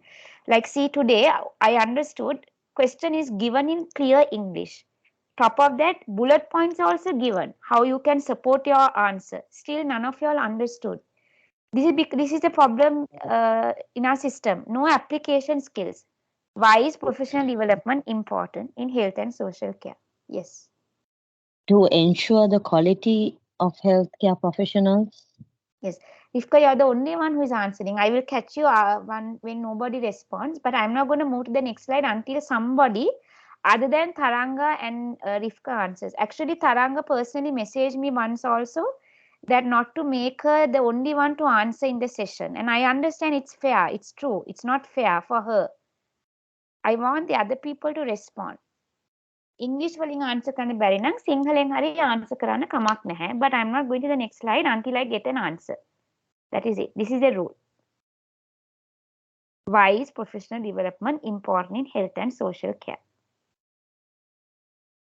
Development is important to healthcare is maintain the flow of quality within the health and social care. That means if we didn't maintain our professional development improvement, we cannot establish a proper service within the health and social care services. Good, Pubudu. Yes, yes. Anything else that you can add, Pubudu? Do you think there's professional development in the place you are working? Whatever the job you are doing right now, is there professional development? Sorry. In your place you are working, is there professional development? What kind of professional development you see, Pubudu, in your workplace? Behavior of the people and how are the behavior of the people like in general? What do you observe? Do you feel there is professional behavior in the workplace you are working? What is your opinion? they are more polite Very and good. Mm-hmm. they are always respect to others. Very good. Very good. Yes. Thank you, Pabudu. Thank you for answering that. Yes. So polite. Okay, Yeah. And Rifka, I'm sorry. What was your answer? You can answer now. What did you say? I said the same thing to ensure the quality of the healthcare profession. Yes, yes, yes, good. So first point they are saying is it allows individuals to continually upskill. Upskill meaning a skill that you already have, but you continuously you improve your skill. So for example, let's say that somebody is finishing medical school after 5 years. Then for 1 year they go for an internship in a hospital. So they have learned how to do suturing, like a wound, to stitch a wound, to close the wound. But after 2 or 3 years of practice, now they are really good in terms of doing another good surgery. So they started by suturing a wound, and after 2 or 3 years, they're excellent in doing a surgery. So it's an upskill, a skill that you already have, but with time, you are actually further improving that skill. That is what you call upskill. And this upskill, some people think, oh, they are young, so their skill is good. No, this is a very Asian mindset. You can never think that your skill can be good only when you are young. No, it is not true. Regardless of age, regardless of your job. Now, see, most of y'all are not science students, right? None of y'all are science students. But y'all and most of y'all are already having a job. Some of y'all are already married. Some of y'all already have children. But what is the reason that y'all chose to do OTHM or healthcare management? Now, even Taranga, with this, she's also doing basic life support because she has a passion for learning, and all of you guys have a passion for learning. You all have not stopped an age or your family life or your career to stop, but you all further wanted to go because of a reason, and that I am proud, very proud of all of y'all, because you all didn't want to stop learning. That is excellent, right? So regardless of your job, regardless of your age, regardless of your knowledge, regardless of your qualification, you all didn't put a stop. You all made it to go further. That is what you all need to do, upskill, right? Because knowledge and skill never stops after school, after degree, after masters. It doesn't stop. Every day there is always so much to learn. It is always about how much determined you all are, how much willing you all are want to go further to enhance your skills and knowledge, right? I already told you all the story between Android and Apple. The reason that Apple is now Nokia and Android, right? Nokia and Android, not Android and Apple, between Nokia and Android. The reason Android took over Nokia is the company owner of Nokia said the reason they couldn't keep up with Android is Android always they were able to upskill their knowledge and their technical and practical skills, and they couldn't keep up. That is the thing. Sometimes people, when they have the skills, they think, oh, okay, this is enough now. No, someday people are going to catch up with you, and the one who keeps on learning and the one who keeps on improving themselves will always lead you the way, right? That eventually does happen. It's the truth, it's the reality, right? So that is why they're trying to say, why is professional development? You need to continuously improve yourselves, regarding even though how old you are, regarding what job you are, regarding what academic qualification you are, because all of this can become outdated unless you are willing to further enhance yourselves with those skills. Okay, that is the first point. And the next one is, on an individual level, not only does taking part in professional development increase overall competencies, it shows a clear commitment to self-development and professionalism. What I see in all of y'all who has joined this course is you are committed for your self-development, right? This is only reason I can gather, right? Because I have already know most of you all are not in the background of science. Some are in corporate sector, some are in engineering side, right? But you all chose this because you all have the commitment for self-development and professionalism, right?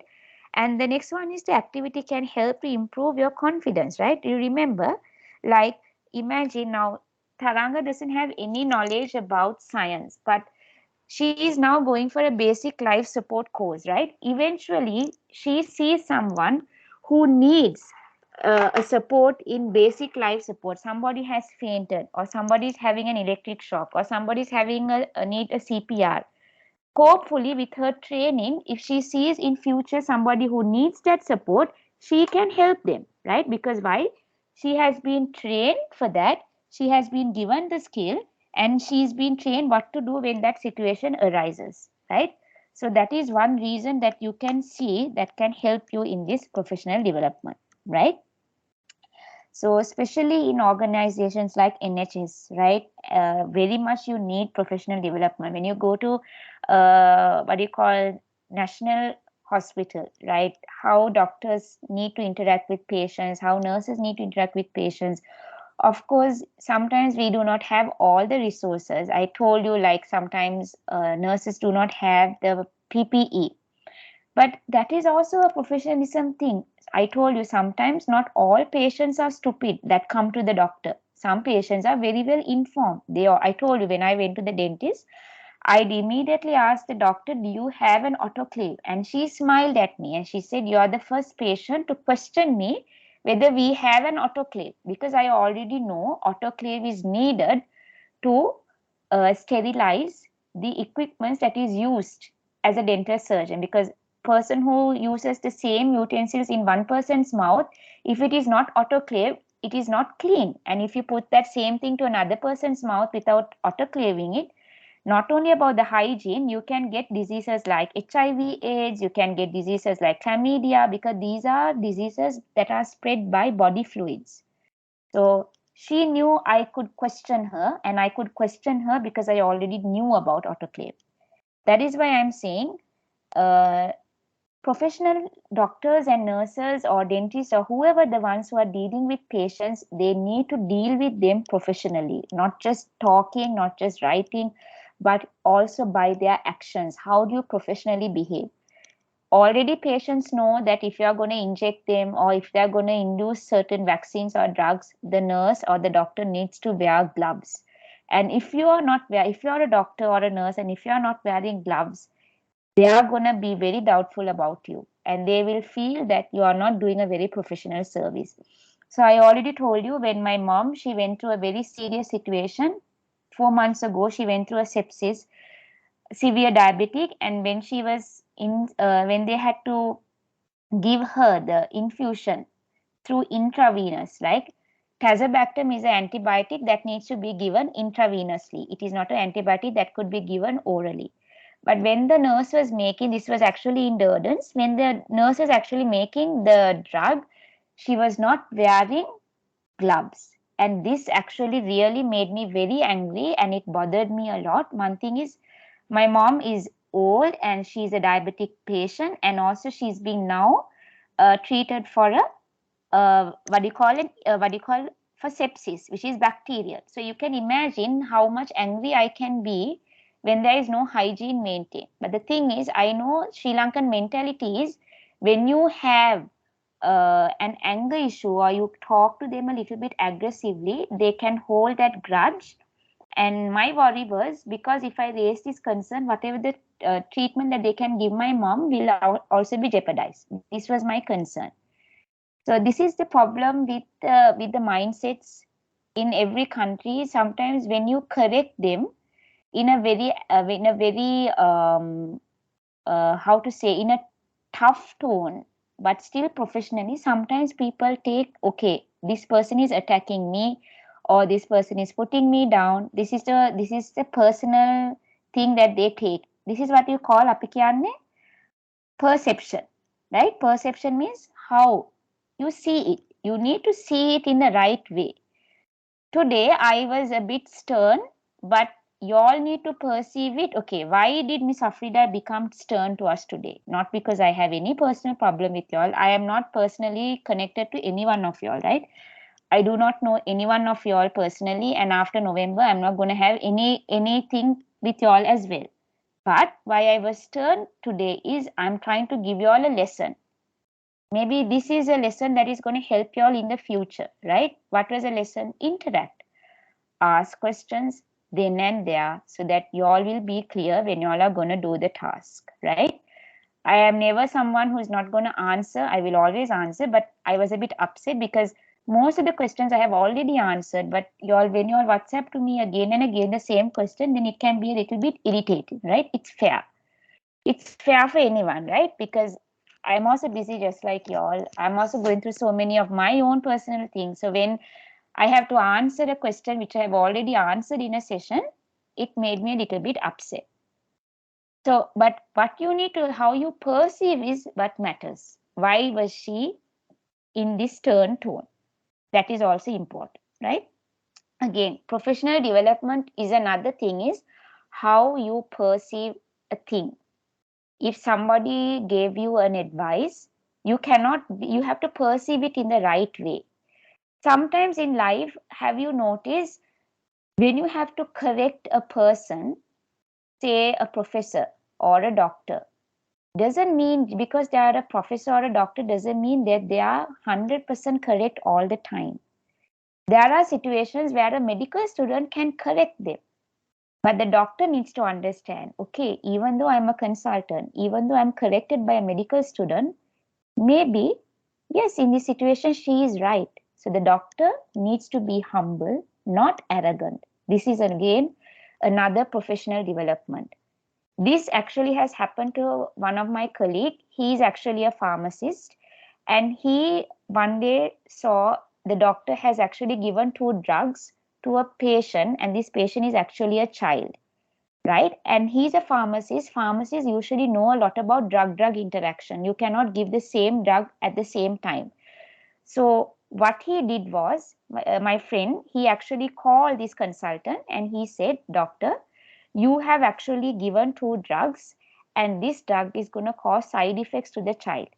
And this consultant immediately told the pharmacist, who are you to correct me? I am a consultant and you are just a pharmacist. He has actually blasted back my friend. Who are you? You are a pharmacist. I am a consultant. You have no right to correct me. I know what I am doing for my patient.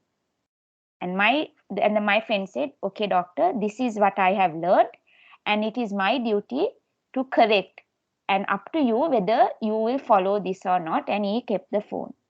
Next day, when my friend has gone and checked the medical report, he has actually changed the medicine. So can you see? He understood that what my friend said was correct, but he was arrogant to accept it. This is not professional development. This is not a professional way to deal with people. You could know everything, but always remember you can still make mistakes. I may have an MSc, I may be good in this field, but someday you can correct me if I'm wrong. And as a lecturer, even though I'm qualified, I should be humble enough to accept, yes, okay, I did a mistake. This is professional development. This is a professional way how you behave. This is something that humans lack, because as you qualify, as you gain knowledge, you think, okay, I am now top of the world. I know everything. I can't make mistakes. Nobody should correct me. I am just that. No one can correct me. I can never make mistakes. No, this is not professional. Okay, this is not professional. Any questions that you all have?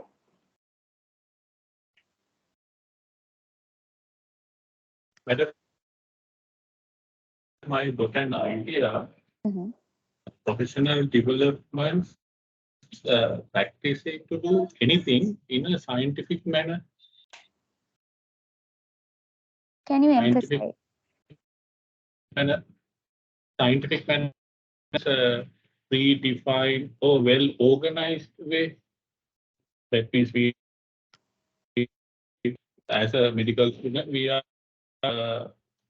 practicing a lot of things in hospital in a scientific way, not as we wish, Mm-hmm.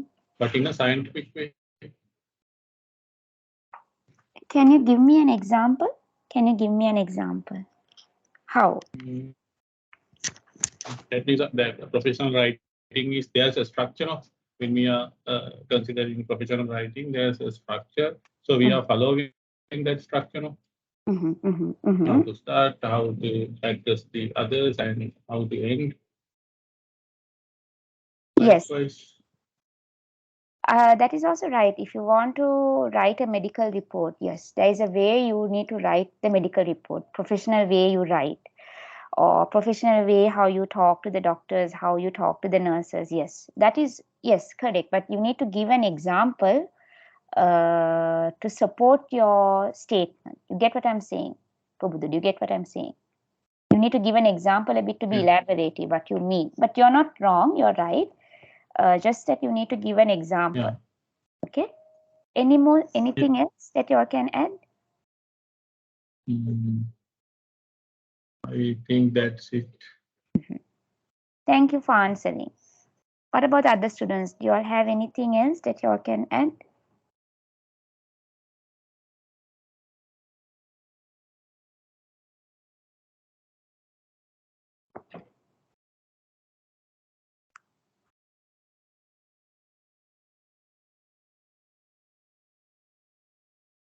What about the last point? What does it say? The last point here.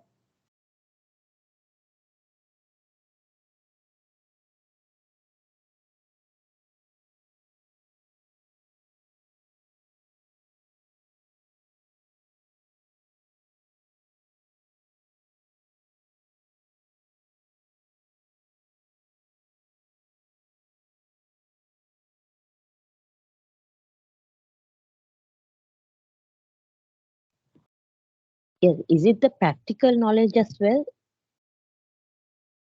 Yes, practical. What do you mean by Rifka? Practical knowledge? How? As you said earlier, when you're doing, you are a person who is doing the sutures. Over time, you will excel that what do you call the skill you have. Upscale. Yes. Upscale Yes. the skill you have. Yes. Good. So yes, so your practical knowledge will also will improve because of the professional development. Yes. Very good. Of course. Definitely. Definitely. Give me 1 second, student.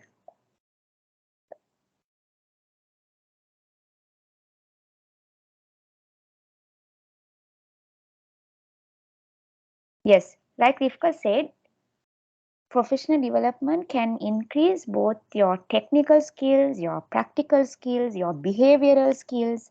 Everything is connected. Just imagine, let's just take this as an example.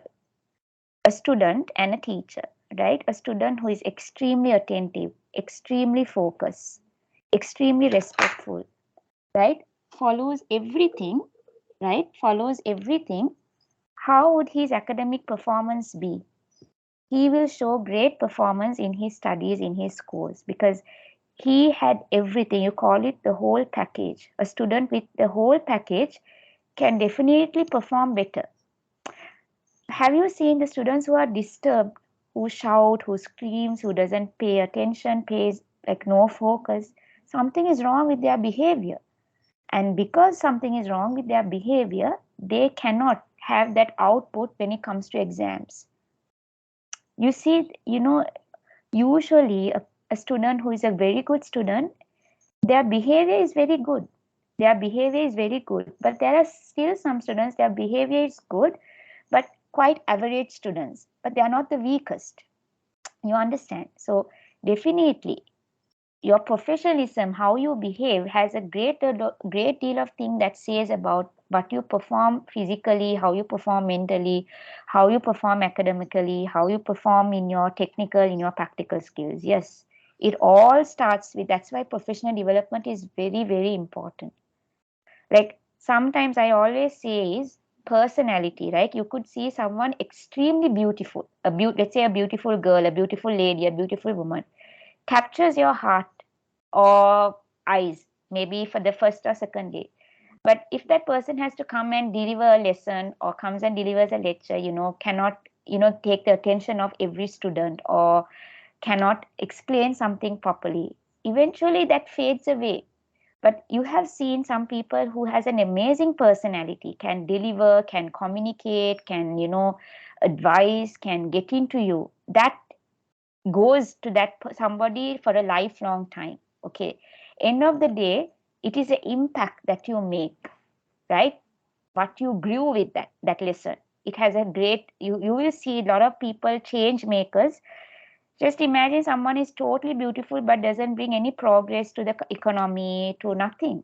But someone who has a great personality now can see the economy has gone up, now children are excelling in studies because of education development, healthcare sector development. Eventually, you will give respect to that because you see there is a growth, there is a real positive change happening to you. And you are gaining a lot. You are improving your skills because of that person. You are enhancing yourself because of that person. So that is what I'm saying. Development happens because of professionalism, not because of external beauty or because of wealth or fame or anything like that. Okay. How you develop yourself, how you upskill yourself because of professional qualities. That is what you need to remember. Okay. So I think anybody has any questions, because I think we are almost towards the end of this session. Anybody has any questions? We learned today about referencing. We spoke about task 1 and task 2, and then I understood many of you all have issues in understanding the question and breaking the questions into parts and writing answers for those parts. So try working on your task 1. I already told you all, read the question and break that questions into parts and write answers for those questions. And you have those 4 bullet points to support your answer, right? Watch the recording if you all don't know what to do yet, and watch the recording of our last week where I am doing everything step by step about paraphrasing in Quillbolt, and then how we do referencing in the Cite This For Me, and then how we write an answer if there is a particular question. Everything is given in detail in last week's session and this week's session. So do your task 1 introduction with in-text referencing, paraphrasing, and email it to me. I have already sent my email to the group, and send it to me and I will give you all feedback. Okay. And other thing is, in regard to submission, how you need to submit your assessment with Miss Ganguly and Miss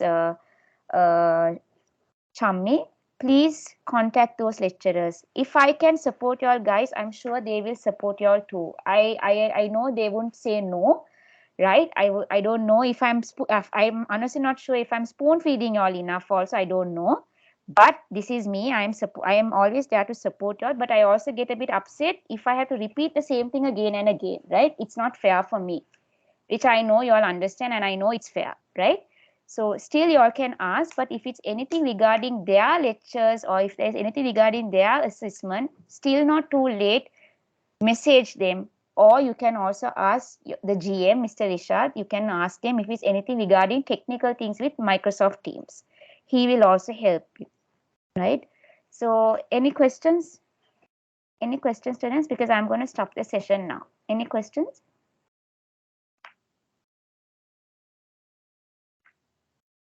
Okay.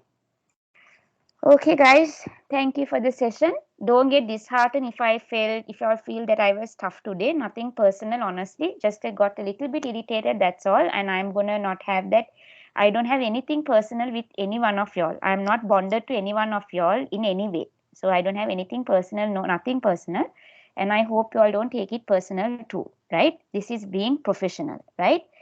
Okay, so I will see you guys next week. Send your queries and I will respond if I feel I have not answered, and I will give your feedback if you all send me your introduction. But don't get stressed out. Please don't get stressed out.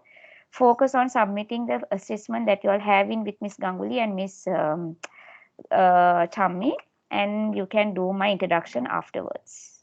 Okay. Rivka, Taranga, any questions? Because you guys are the ones who always respond, and Pubudu. Rest, I don't know if they are in the session or not even. I assume they are in the session. No, miss. Okay. Yes. No, ma'am. Okay, ma'am. guys. Have a good Sunday then. Take care, and I'll see you all next week.